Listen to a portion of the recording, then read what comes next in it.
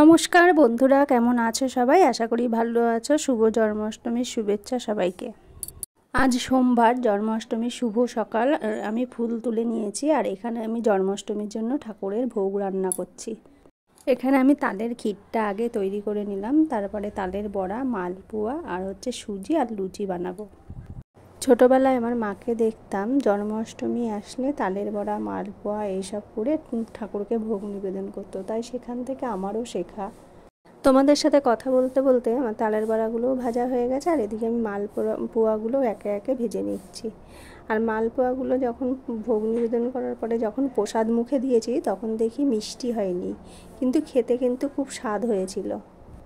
মালপোয়া ভাজা হয়ে গেছে, এবার লুচিগুলো ভেজে নেব, নিয়ে ঠাকুরকে ভোগ নিবেদন করব।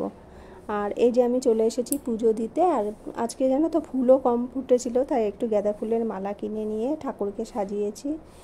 আর আমার ভিডিও যদি তোমাদের ভালো লেগে থাকে আমার চ্যানেলটি সাবস্ক্রাইব করে আমার পাশে থেকো। যারা আমার চ্যানেলটিকে অলরেডি সাবস্ক্রাইব করে দিয়েছো তাদের অনেক অনেক ধন্যবাদ।